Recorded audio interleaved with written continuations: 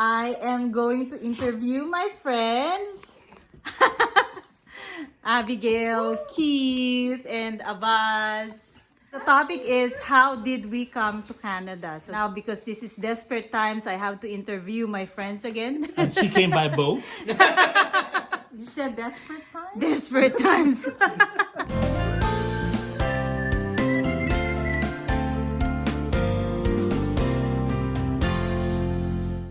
Hello everyone, welcome to the first video of 2022. In this video, you will learn and you will hear different stories of how to immigrate in Canada. Please note, we are not immigration professionals. We are just sharing our experiences and different stories of how we got here. So please join us and enjoy.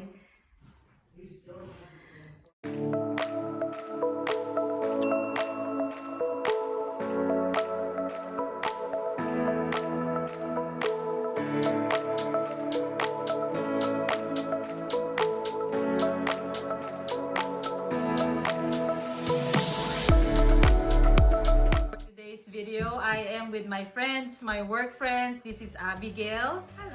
And this is Abbas. Hello. And today, this is the second episode of the series of the interviews that I'm going to do. The first interview was done a few months ago with my two Filipino friends. But tonight, I'm going to interview another Filipino friend and my Indian friend. So they're going to tell us their journey and the process of immigrating to Canada. So, who do we start with? Abigail. Abigail. So, Abigail, can you tell us your experience in coming to Canada? When did you come to Canada? What was the application process? Is it like a family class? Because there's different categories that you could choose. I came to Canada in 2008. I came with my family. So I applied for, at the time I applied for the, what do they call it, the family Sponsor class. Yeah, family so class, I was working then in a bank, in one of the big banks in the Philippines. Which bank? Big bang. She was like, I applied because I have a friend here who's also, asking me to join, to try it. And so I did, because at the time I was really looking forward to leaving the Philippines already because of, a lot of things. I'm thinking about my children's future. That's it. And so was it like a point system? yes, yes. So you have to qualify and your husband has to qualify, and they combine the score. Correct. Right? Correct. And then at the time I also had to take the language test. Oh, really? Oh yeah? Yeah, I I didn't know paid that. for I think that was 11,000 pesos at Oh, the yeah? time. Oh, really? So is it the IELTS that you So, were Yeah, the so IELTS is primary something- applicant has to get the most score. The secondary applicant, you still have to write it, but your score doesn't have to be as high as primary applicant. There's a minimum qualifying score of 5, I think, out of 9 that you need to get in order to qualify for the. Okay. Yeah, and also the the agency fee. that we Oh, have so you to use an pay other- agency? Yes, yes. Why did you choose to use an agency instead of I don't you have time to do all the paperwork. I was working. Both of us were working at the time, and we have small kids. So And to if take you don't care of. mind, can you tell us how much you paid for the agency? Do you still remember? Forgot. Is it expensive? It was. Yeah. It was. Yeah. You pay a one-time fee, the initial fee, and then they evaluate you. After that, they will ask you for another fee because they have to start processing the papers, and then they are going to submit all of the documents, right? And that's another fee. And that's the Canadian fee. Oh, that's Canadian. Yeah. Is the For equivalent Canadian of the government. Canadian Okay. dollars. And I waited for about 4 years to get my visa. Oh, okay. At that time, I think there was a, I think they were having a hard time processing a lot of applications applicants, coming in. So they were, I think, overwhelmed with applications. So they stopped for a while to process their backlog. So for you and your family, it was both your husband and yours decision to come here to Canada. Yeah. So It was actually my husband who wanted it more than me. Oh, okay. But because I qualified based on points to apply, so it was me who did the application.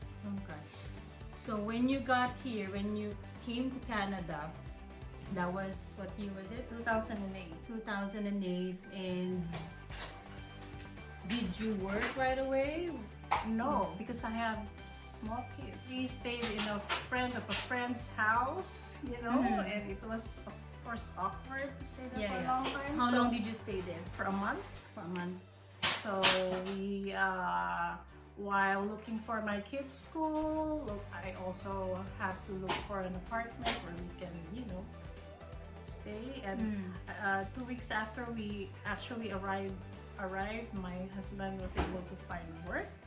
So at the time he was working and I was left home taking care of the kids, looking So for how long did you stay at home taking care of the kids? year. A year. Yeah. And then after a year, what was When your they- first job in When they Canada? have settled, I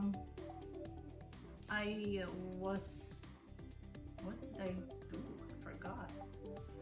Jollibee. There wasn't any Jollibee back Oh then. no! I directly applied for for manpower agency. Oh, Manpower. Yeah. Did you get to the bank right away? Yeah. What was your experience when you first worked at the bank in Canada? Because you came from the bank in the Philippines too. Right. So was there like a big difference, a culture shock? The good thing is the department I first got into were a majority of them were Filipinos also. So it's good. I have that's a lot good. of kababayans there, and yeah, so it was easy for me. And from then on, you just stayed in the Moved bank and moved to different. moved to different That's departments and So that's good. End Here up I working am. with you. And end up working with you. And ended up working with me. Yes. Yes. And with this. And with the one that you can't see right now. Who's passing You comments? see later. Okay, so let's move over to my other friend, Abbas. Okay, let's start from the beginning. So you came from India, right? And from India, you went to Dubai. Australia? Oh, to Dubai first. Anyway, I was with this friend and we were he was looking for a job. Got an offer in NBAD, which is the National Bank of Abu Dhabi. Oh, Wow. So wow. So you guys are all previously bankers. right, Okay. So how long did you work? I was there That for bank. about a year. A year. And then the bank and the area that I was working in the bank, they were going through some structural changes. So I decided to go back home and then pursue other opportunities. So I went back and I started working for a Australian company, Australian New Zealand Bank. There was this Australian bank that was that had a large chunk of its operations. And here's the trivia. So they ended up sourcing the entire HR department to Manila. So right now, ANZ, the Australian New Zealand Bank's entire HR division is based out of Manila. Okay. So I worked there for 2 years, and then I was in a subject matter expert role, trainer role. SME. SME. Yes. So you were a SME. Okay. So I was presented with an opportunity to go to Melbourne, and I ended up getting a work visa over there. Wow. What year was this when you were in Australia? This was between, I would say, 2012 to 2016. Anyway, so it's called a 457 there. With an Australian work visa, at that point you could purchase properties. Like you can actually buy a house if Oh, you're with a working work with a visa. work Oh, yeah. visa in Australia, which most countries do not still allow. I'm not Yeah. sure if that's changed. Yeah, that's usually given to skilled workers like tech people or accountants, bankers, basically white collar jobs. I think around 2015, I was looking at applying for a PR in Australia, and then I was discussing this with an immigration lawyer and consultant. The agent who I was discussing with, he suggested that Canada might be a better fit. So I ended up applying from Australia. To for a Canadian PR. So while you were in Australia, you applied for a Canadian PR, not a working visa. That is correct. Right? I applied for a permanent residency directly. The system is called CRS. It's a point system. It has 4 main categories. So age, education, language proficiency, and Canadian work experience. So it's like point. It's points. So is it like the same point system? Yes. Right. So it's just the difference was she applied as a family and I applied as a single applicant. It's all based on points. How long did it take? So the entire process. Yeah. And how much did you pay, if you still remember? So the agent's fee was around $800, which was cheap back then. I heard they're charging more now. So it was $800 for the agent. The overall application fee was around $2,000 with tax. Once you submit an application, it goes and sits in a candidate pool. Once your total score, your points are calculated, let's say I had 467 points, 467. So your application goes and sits in a pool of candidates who've submitted their applications to be permanent residents. Now, I think it was every 3 weeks back then. I'm not sure what it is now. Every 3 weeks or so, there used to be a draw. So where they will basically say, okay, this week we are inviting all applicants whose score was 480 and more. And in the next draw, they will reduce that score. So there's a pool of applicants, right, that you said, and you mentioned that they do a draw. Yes. So for example, there's 10 people in that pool, and then they do a draw of 5 people. What happens to the other 5? Are they eliminated? No, they still keep waiting till their application is picked up. So your application doesn't get withdrawn unless you withdraw it yourself. Okay. So I think there is a period of time, I'm not sure what it is, but your application stays active in the pool till your turn comes. Okay, I see. Or the alternative is, so this is one way you can get invited to Canada, where you fall within that cutoff, of that draw, or you just keep waiting till the draw reduces. So basically, it's not first come first served basis. No, it's not. So you could have applied right after me, but you had more points than me. You'll get picked up first. Okay, I see. So it all depends on your points. So that's why points are really important. And a major factor besides age that contributes to points is obviously education. But your English exam can also give you a good boost in your score. I had a good boost in my score because I scored really well on that exam. I got 8.5 out of 9, which is like a top score. Almost perfect. But then again, the irony of that exam is it's not complicated in terms of your English. It's just that you need to understand the structure of that exam and the way in which the questions are asked and how they evaluate you. So if you understand that, even if your English is not perfect, you can still get a really good score. There is another parallel stream for immigration, and that is called the Provincial Nomination. 2 ways in which you can apply to a provincial nomination scheme. One, the province itself will announce that we are looking for nominations, and you can apply to this stream when you file your application. That's one of the ways.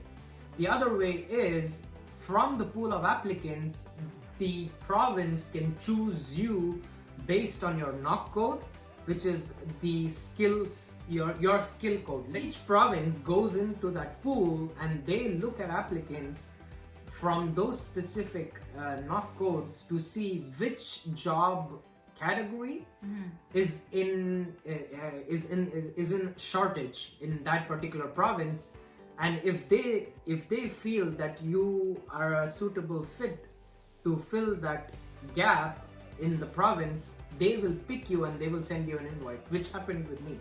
So I got invited by Ontario to come and live in Ontario.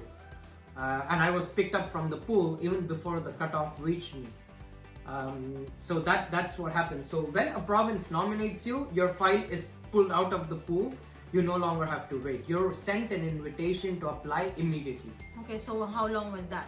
So I would say I was in the pool for about 7 months. Okay.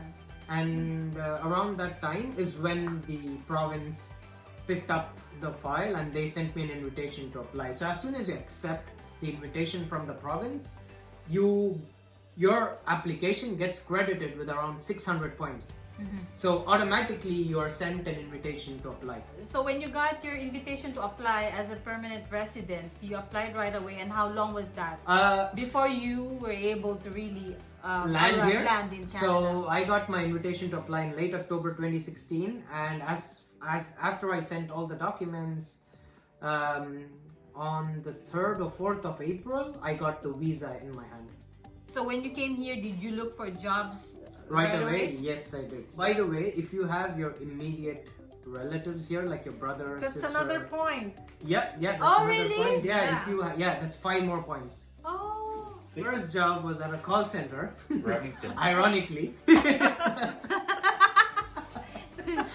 think that's everybody's first job in Selling Canada. what?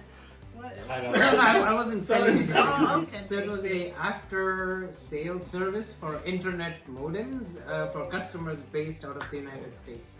I had 4 jobs in between. Oh. I decided to move because I felt that the subsequent job was better than the first and one step more closer to a more professional work environment. My 5th or 6th job was at the bank with you. Hey, but the most important thing is we all work together now, And we're family. and we're a family, and we Yeah. found friendship with each other. Yeah. And so looking forward to the future, you're still young. Do you have any plans of staying in Canada or leaving Canada or moving somewhere else or changing careers? So what's the future plan? That's an interesting question.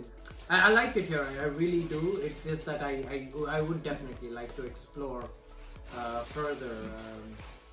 What about you? Ito pong nakakatandang guest ko.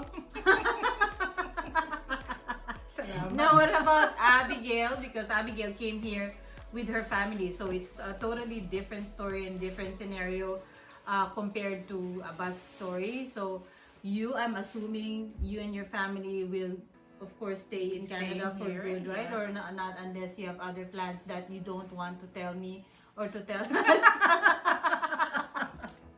Kids are here.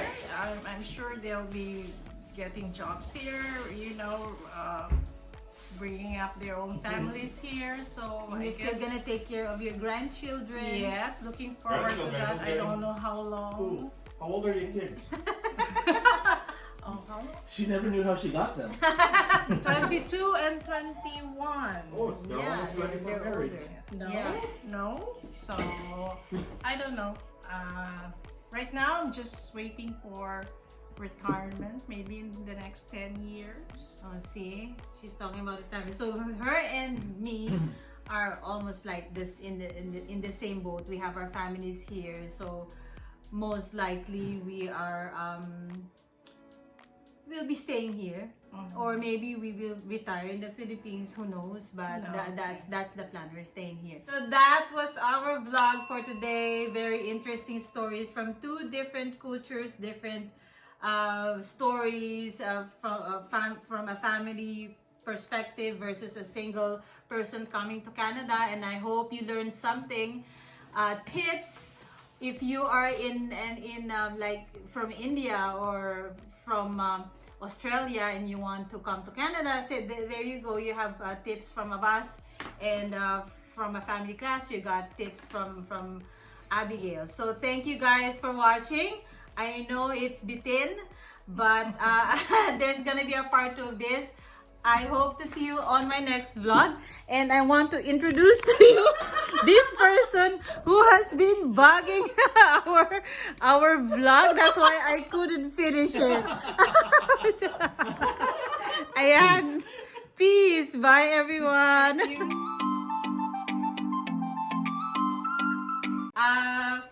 You work at a call center. That's your first job. For Tinder. For what? Tinder. If you are using your friends for vlogs, that means I'm in desperate times.